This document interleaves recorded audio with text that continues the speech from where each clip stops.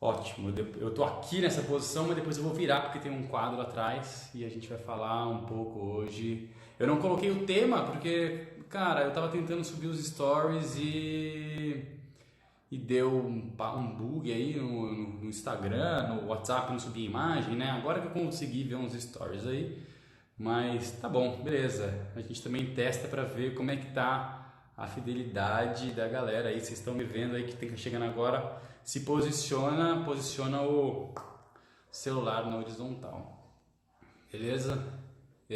Pessoal, eu queria convidar vocês para seguir os dois formatos de comunicação que a gente está trabalhando agora, as duas frentes. Então, YouTube e Facebook, tem lá o meu canal agora. Então, vocês podem se inscrever. Quanto mais vocês se inscreverem, melhor também para a gente poder se comunicar, porque às vezes não dá para vocês assistirem aqui, aí às vezes vai para o Facebook, vai para o YouTube e vocês conseguem ver e gerenciar melhor também o tempo de vocês. Boa noite, Olivia, tudo bem?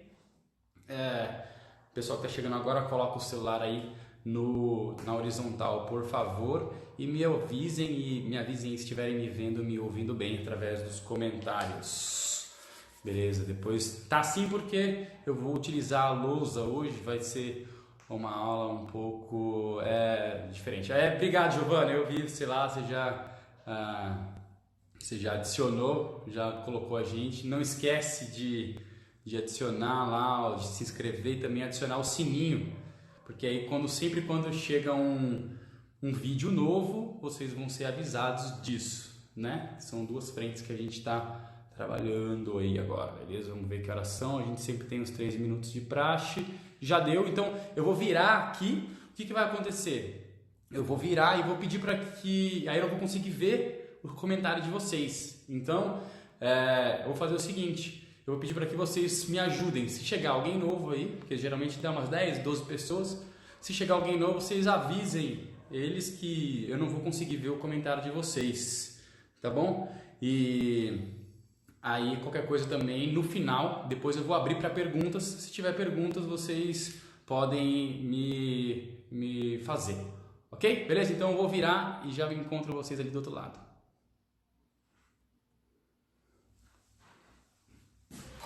Beleza, vamos lá. Hoje eu vou explicar como funciona o aparelho psíquico, né? Para a psicanálise. Freud partiu então desse princípio do aparelho psíquico e aí eu vou introduzir isso para vocês entenderem. Então, vocês vão hoje entender como funciona a mente de vocês, como vocês funcionam, por que vocês pensam em determinada coisa, por que vocês reagem de determinada coisa, né? Por que existe conflito entre na mente humana, né?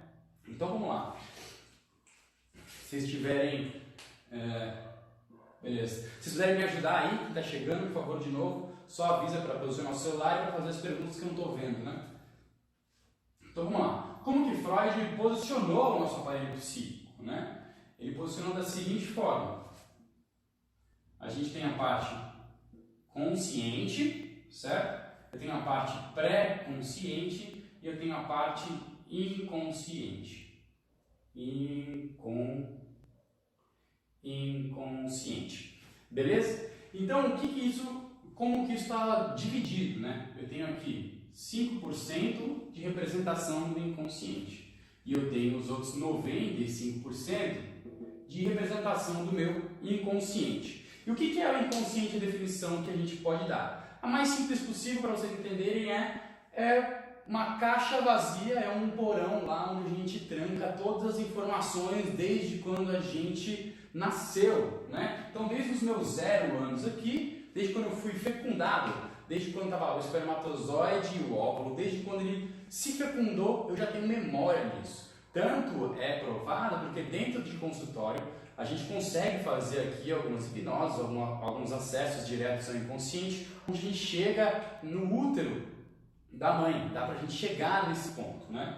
Aí vai da crença de você também, né? Independente da sua crença, alguns acreditam que isso parte do momento 0 da fecundação e outros acreditam que isso acaba trazendo de outras vidas. Não importa a sua crença, o que importa é que isso está sempre atualizado e está sempre contido aqui no nosso inconsciente. qualquer tipo de trabalho, a gente vai chegar e conseguir acessar essas memórias.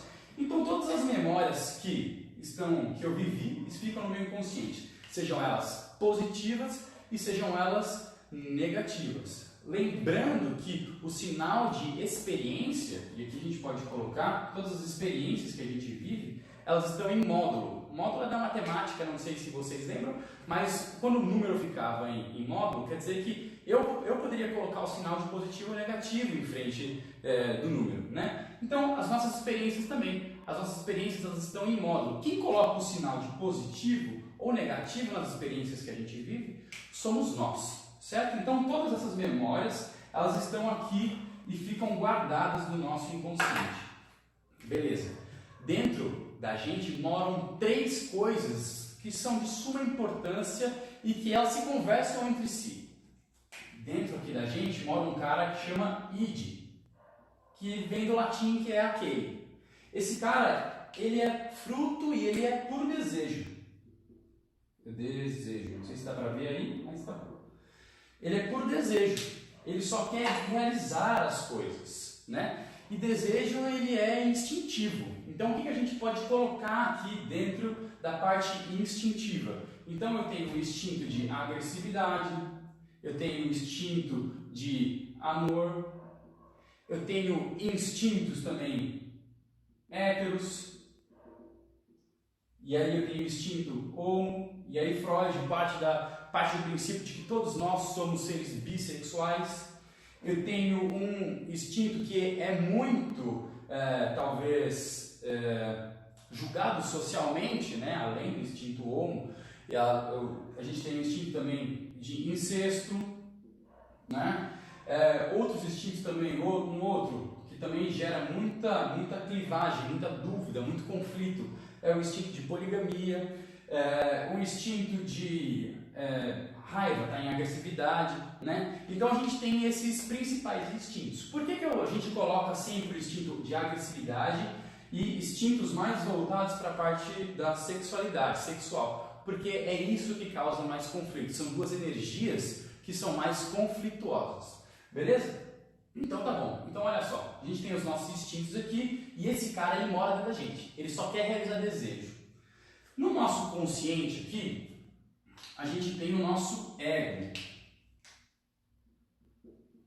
Então, o nosso ego é ele que faz a interface, intermediação entre o meu mundo interno, que é o meu inconsciente, e o meu mundo externo, né? Que é como a gente se relaciona. E a gente se relaciona da seguinte forma: eu me relaciono com o mundo através dos nossos 5 sentidos, que é a visão, a audição, o tato, o olfato e o paladar, certo? Então, sempre quando eu experiencio alguma coisa no meu mundo externo, ativa alguma coisa no meu mundo interno. Beleza? Vamos lá. Tô numa dieta. Aí eu vejo aqui, isso aqui é um pudim, hein? Ou sei lá, vamos colocar um pão aqui. Eu vejo um pudim, uma comida que eu gosto, um prato de macarrão aqui que eu gosto, ou uma pizza, sei lá. Hora que eu vejo isso, vai me estimular alguma coisa aqui, porque ele quer realizar esse desejo. Ele viu como funcionasse o Wi-Fi. Ele viu isso aqui, opa, estou querendo comer, e manda um impulso para cá, para comer isso aqui, certo? Conflito, onde está o conflito? Estou casado. Vi uma pessoa aqui que me atraiu. O que acontece? Olha o meu instinto aqui de poligamia. Só que eu posso fazer isso? Aí depende das regras. Poder eu posso. Quem dizia Paulo, tudo posso, mas nem tudo me convém. Né? O quanto eu estou disposto a gerenciar os meus conflitos depois da execução dos meus atos. Então, por isso que a gente começa a ter impulsos, por isso que as coisas vêm. Não vi só, às vezes, uma pessoa, vi um carro aqui, às vezes que eu gostei, né? Que eu acho legal, que eu quero comprar, vai me estimular alguma coisa aqui internamente, né? E assim vai. Alguma pessoa me feriu aqui, né? Brigou comigo, vai estimular o meu instinto de agressividade. Manda esse cara tomar no cu, manda se fuder, bate nele, arrebenta ele, né? Mas alguma coisa fala pra gente não fazer isso. Então, a gente já chegou em 2 pontos. A gente tem o nosso id, a gente tem o nosso ego e a gente tem uma outra instância que trabalha, porque são 3 instâncias. E a gente tem uma outra aqui em cima, que é o nosso super Nosso superego. O superego é um outro eu, é um super-eu. Esse cara, ele é o nosso juiz interno. Ele que vai definir o que eu posso e o que eu não posso. Né? Tem algumas regras aqui que é estabelecida dentro dele. E ele que vai falar assim, opa, vi o pudim aqui, vi a pizza aqui, vi o prato que eu gosto de comer aqui. Posso comer? Aí ele vai falar assim, opa, Thiago, não pode comer porque você tá de dieta, cara, se liga. Vi uma pessoa aqui, bonitona, fala do meu relacionamento, né? Ativou meu instinto aqui de poligamia. O que acontece? Fala assim, opa, Thiago, não dá não. Você tá casado, você tem um compromisso, não pode, por mais que você queira, não pode fazer isso, né? E por isso que ele determina o que a gente vai fazer e o que a gente não vai fazer. E ele é estabelecido por 3 principais conceitos, que na minha opinião são os mais fortes. Lógico, a construção dele vai do nosso processo de criação, mas a gente vai estabelecendo essas regras durante o nosso processo criativo, mas são 3 coisas que são mais importantes e que têm mais peso durante as nossas escolhas, que são as regras sociais, as regras familiares e as regras religiosas. Certo? Quando eu estou no meu processo de escolha, porque algo me impulsionou aqui, ele que vai falar assim, opa, não pode trair porque às vezes tua religião não permite que você traia. Opa, não pode trair porque você tem um conceito de família muito forte, que você foi ensinado de que trair não é uma coisa legal. Ou, opa, a sociedade vai te julgar mal. Uma das coisas que a gente tem que entender é que, e por isso que causa muito conflito, é que esses 2 instintos aqui, na verdade, homo e incesto, são os instintos mais julgados socialmente. Hoje estamos numa forte tendência de quebrar isso aqui, ou seja, quebrar essas regras aqui, né? Para que isso aqui seja aceito.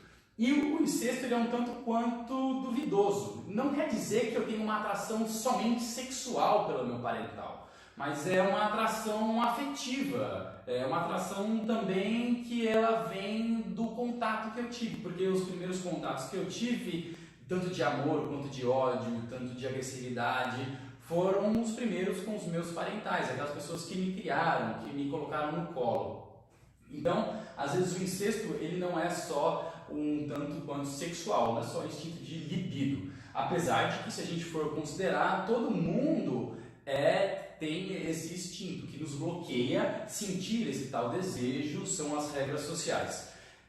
Tem um estudo na Universidade de Londres que eles colocaram 2 macacos machos na jaula o dia inteiro. E o que eles ficaram fazendo? Transando um com o outro o dia inteiro. Né? Ou seja, se a gente é 99% parecido com o macaco, o que nos diferencia é só a nossa parte racional, é só a nossa parte consciente que não deixa a gente fazer esse tipo de atitude.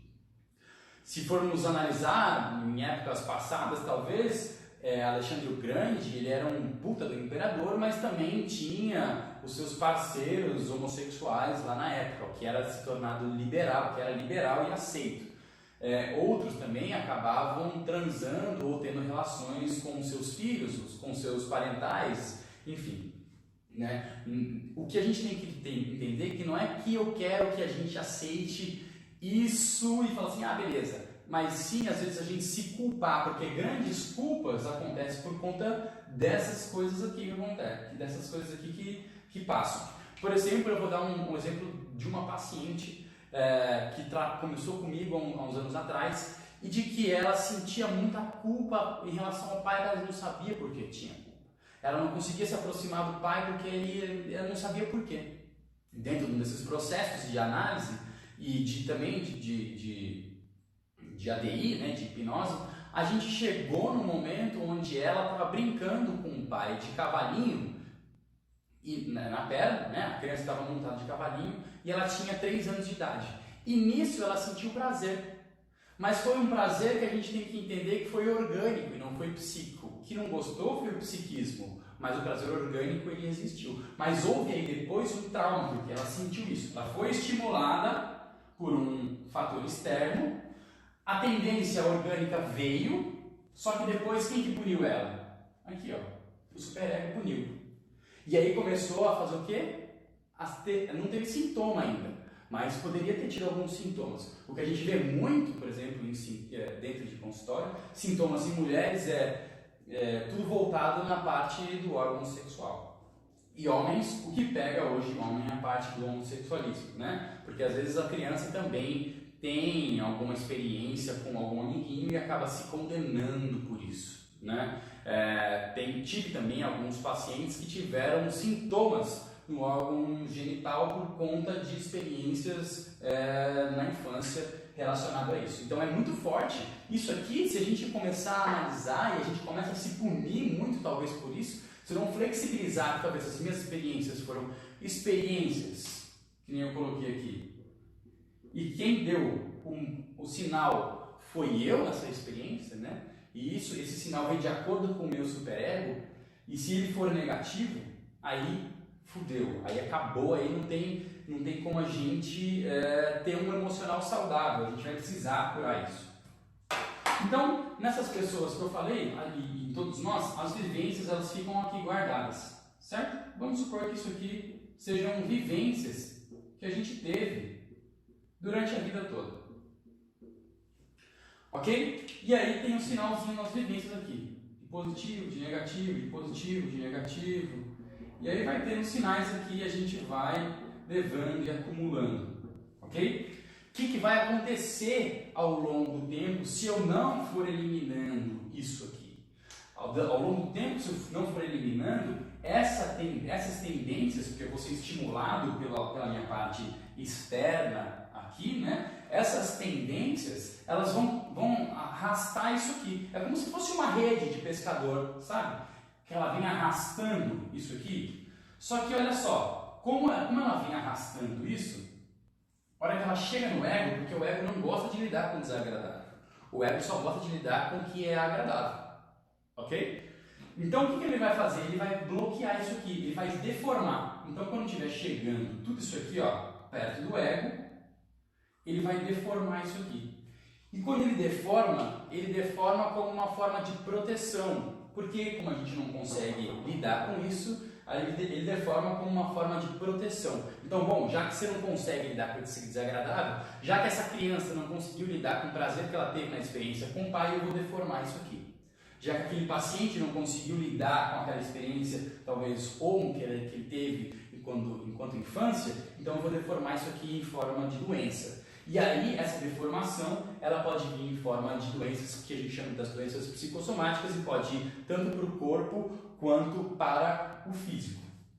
Ok? E qual que é o trabalho sempre dentro do processo? É você sempre entender que esse ego aqui, ele aguenta e ele suporta tudo. O que você precisa fazer é flexibilizar essas regras aqui. Porque se essas regras não estiverem flexibilizadas, você acaba sofrendo. E aí tem conflito mesmo. Né? Então, um dos trabalhos que você tem que fazer é escrever, talvez, quais as regras que você recebeu, e isso leva um pouco de tempo, porque você tem que parar, você tem que refletir, você tem que se interiorizar e começar a perceber, por que eu estou fazendo isso? Por que eu deixo de cumprir aquilo? Porque, no fundo, eu quero fazer isso, mas o que às vezes me impede? Essas regras, muitas vezes, elas impedem da gente ser o que a gente é, porque a gente passa a viver o que o outro exige, o que a nossa religião às vezes exige, o que os nossos familiares às vezes exigem, o que as regras sociais às vezes exigem, né? Então eu deixo de ser eu e passo a ser o que os outros querem, né? Dessa forma eu às vezes chego no final da vida e falo, peraí, o que eu fiz? Para onde eu fui? O que eu estou fazendo aqui? Qual foi o meu propósito? E aqui por trás, se a gente for ver, isso aqui está a nossa essência, né? Isso aqui está o nosso, que a gente chama talvez de propósito, que muitos chamam de propósito. Só que esse nosso propósito, essa nossa essência, está camuflado por essas experiências. O que a gente faz dentro do processo de terapia, e o que você também pode começar a fazer é flexibilizar, porque à medida que você flexibiliza essas regras aqui, você começa a fortalecer esse ego. E ele começa a dar conta de encarar os negativos aqui. Entende? Começa a dar conta de encarar esses negativos E aí começam a vir essas memórias. E aí você começa a falar assim, poxa, não precisava ter me julgado tanto assim. Eu não precisava ter feito tanta coisa para me punir assim. E às vezes, por que eu também não quero que isso venha? Porque muitas vezes o meu instinto de agressividade vai fazer com que eu puna o outro. E aí eu culpo o outro durante esse processo. Dentro desse inconsciente, a gente consegue entender o porquê tudo é nossa responsabilidade.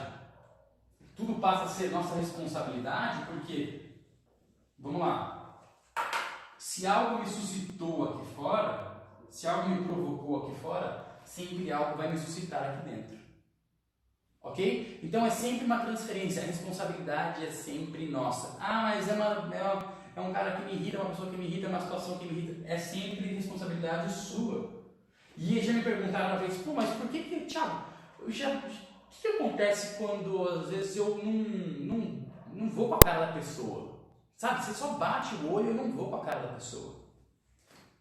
Olha só, esse processo ele é totalmente inconsciente. Você não sabe que ele existe. Às vezes você não sabe os conteúdos que tem aqui. Quando você olha para essa pessoa, através da visão, ela suscita algum desses conteúdos aqui. E às vezes esses conteúdos não são agradáveis. E aí o que você vai fazer? Você fala assim, puta, essa pessoa eu não fui com a cara dela. Porque algo dentro de você não está bem resolvido. Alguma coisa do inconsciente dela falou com o teu inconsciente, que se chocou. E aí você fala, putz, não sei o que aconteceu, essa pessoa não é das boas. Às vezes até você tem razão, e a gente tem que separar aí, vai para um outro assunto, o que é intuição e o que é conteúdo seu, né? Mas na maioria das vezes, começa a olhar se é conteúdo seu, porque, cara, 95% é um grande conteúdo, né? Flexibiliza então, flexibiliza então o teu ego. E o ego ele é composto por duas coisas.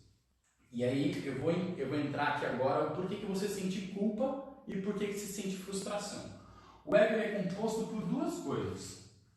Eu vou apagar aqui. O ego é composto por personalidade e por caráter.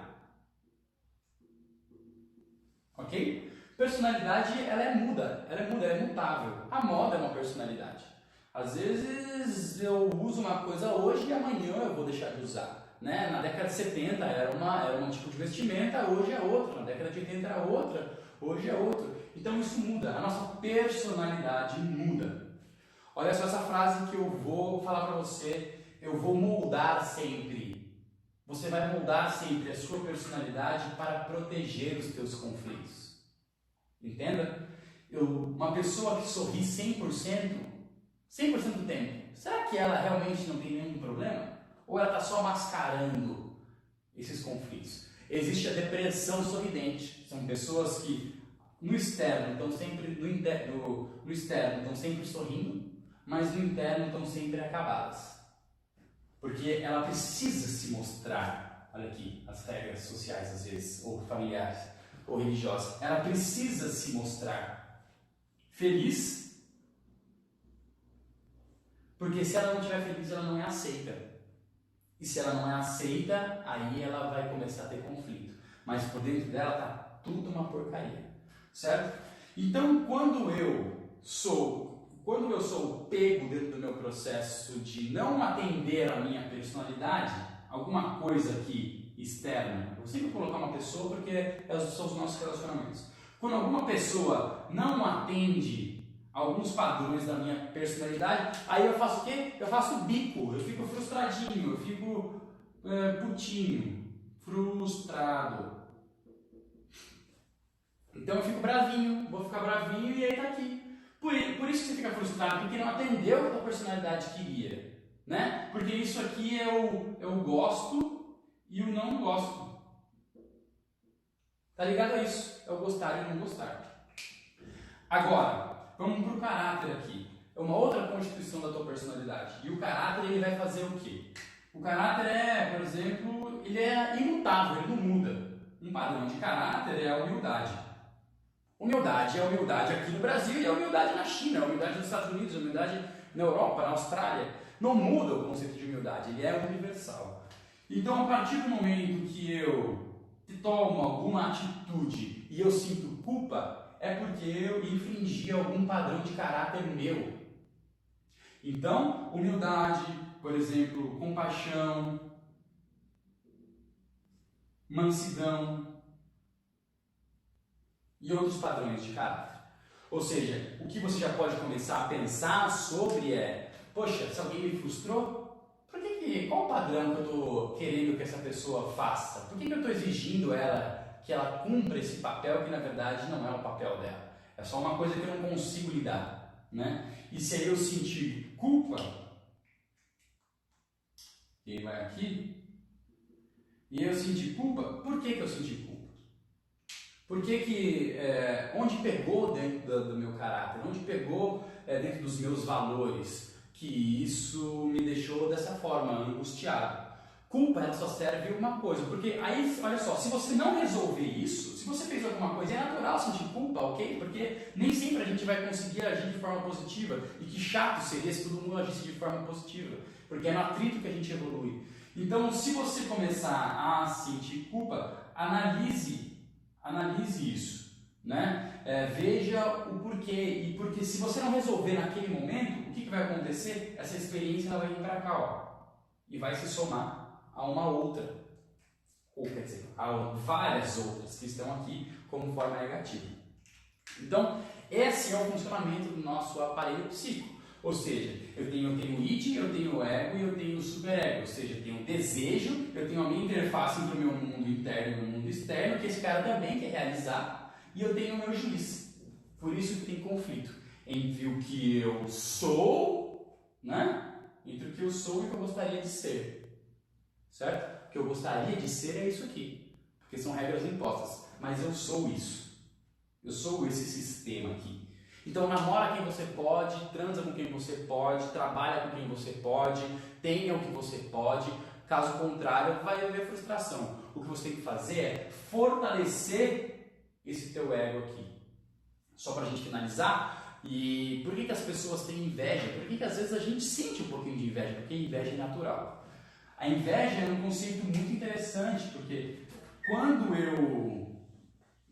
eu sou estimulado externamente aqui por algum objeto, né, e aí vai de uma pessoa, às vezes um pouco bonita, um pouco mais que eu acho mais bonita que eu, né, por um carro, você quer um ônibus, mas vamos dizer um carro, por um carro que, puta, eu gostaria de ter aquele carro, e geralmente a gente tem inveja de coisas materiais, a gente às vezes não tem inveja de coisas de, putz, como aquela pessoa é doadora, né, queria ser assim. Não, você inveja, na maioria das vezes, coisas materiais.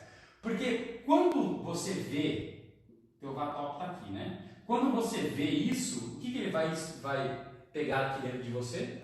Ele vai pegar esses conteúdos que às vezes são conteúdos que te dão um complexo de inferioridade. Que você não se sente capaz de atingir essas coisas aqui. Ou ser uma pessoa bonita, ou ter um carro, ou ter uma casa, ou ter enfim. Então ele a inveja nada mais é do que um atestado de incompetência.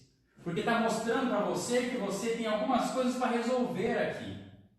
Porque se você conseguir resolver aqui, o teu ego vai ficar mais fortalecido e aí você vai conseguir utilizar as etapas e conseguir fazer as etapas para ter sucesso no que você quer. Então, quando você tem inveja, você não quer matar o outro. Ninguém quer matar o outro, ninguém quer destruir ou colocar uma bomba no carro do colega. Ninguém quer fazer isso. Ele só quer que aquele objeto saia da frente visual dele. Porque no momento que sai da frente visual dele, ele não tem mais como sentir inveja, não suscita mais nada dentro dele. Entendeu? E aí ele consegue viver tudo na vida dele num marasmo, porque a maioria das pessoas que tem inveja, a vida delas é parada, porque elas não evoluem, não estão querendo evoluir. Na verdade, todo mundo evolui, né? Num certo grau, mas evolui. Mas elas estão paradas, elas não resolvem os conflitos delas internos, então é mais fácil destruir o colega. Ok? Voltando e finalizando aqui mais uma vez, essa aqui talvez seja a parte mais importante que você tenha que flexibilizar dentro de você. Porque você flexibilizando isso, você ajuda a flexibilizar o ego, esses conteúdos começam a sair e aí você consegue ter uma vida emocional mais equilibrada, você consegue dar saltos maiores emocionais. teus relacionamentos ficam mais saudáveis. Você começa a entender que a culpa não é do outro, a culpa é sempre minha, porque às vezes eu não estou sendo humilde o suficiente, porque às vezes eu estou cobrando coisas que não são aquela pessoa que tem que dar. E em um outro momento a gente vai falar sobre as feridas emocionais. Por que eu cobro do outro? E será que é sempre o outro mesmo que tem que dar conta daquilo que é meu?